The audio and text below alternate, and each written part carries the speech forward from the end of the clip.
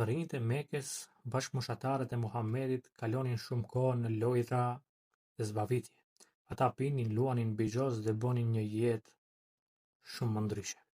Muhamedi ishte krejtësisht i ndryshëm dhe nuk merrte pjesë në punë të liga. Ai e kalonte pothuajse të gjithë kohën e tij në mënyrë të dobishme. Ai kujdesej për bagëtinë dhe ndihmonte kushërinjtë e tij në punë të tjera. Ai kalonte mjaft kohë duke vëzhguar natyrën dhe duke medituar. Allahu po e përgatiste atë për një detyrë të madhe, ndaj edhe ai e mori mbi vete edukimin e tij. Ai e mbrojti atë nga çdo gjë që mund ta çonte në rrugë të gabuar. Duke theksuar se si Allahu e kishte mbrojtur, Muhamedi a.s. do të rrëfente më vonë se si një mbrëmje shkoi në qytet për t'u argëtuar me bashkëmoshatarët e tij. Ai kërkoi shokut të tij që të kujdesej për bagëtinë e tij dhe u nis. Te shtëpitë e para në hyrje të qytetit, ai pa disa dasmor, kështu që u ndal me një anë dhe u ndal për t'i parë kalorësit. Allahu bëri që ta mposhte lodhja dhe atë e zuri gjumi.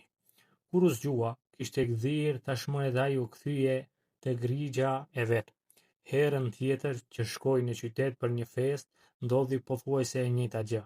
Ai ul për të pushuar dhe i përgjumur nga tingujt e natyrës e zuri gjumi.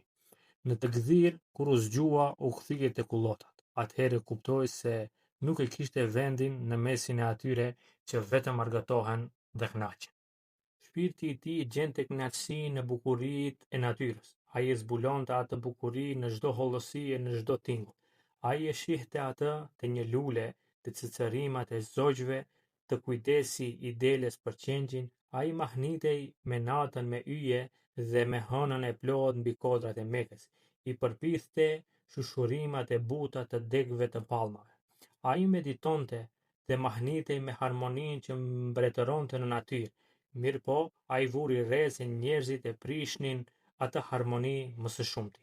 Përse, Allahu, krahas të gjitha begative të tjera, u kishte dhënë atyre edhe arsye, e pavarësisht kësaj, ata mëkatonin në veprimet dhe në sjelljet e tyre. Çfarë ishte ajo që nuk i lejonte ata të silleshin arsyeshëm? Përse ishin njerëzit kaq egoist dhe të pamëshirshëm? Në atë kohë, poezia ishte e popularizuar në mesin e arabëve dhe kishte shumë poetë të mirë. Organizoheshin edhe tubime ku poetët propozonin aftësitë e tyre dhe e konkuronin me njëri tjetrin. Muhamedi merrte pjesë në tubime të tilla, dëgjonte poezi, por ajo nuk i pëlqente, sepse ashtu si në gjithë shoqërinë e asaj kohe, edhe në poezi bizotronte mosbesimi, këndohej për verën, për dashurinë erotike dhe për trimërinë. Shumica e poetëve lavdronin veten dhe sojën e tyre, ose nga ana tjetër prisin e tyre fisnor. Në Mekë kishte pak njerëz të arsimuar, kështu që as Muhamedi nuk dinte të shkruante dhe të lexonte.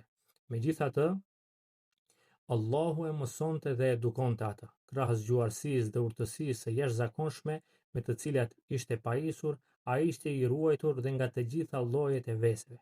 Dershmëria dhe përgjegjësia e tij ishin të njohura për të gjithë. Këtë e vërteton edhe nofka El Emin, i besueshmi, me të cilin e thërisnin.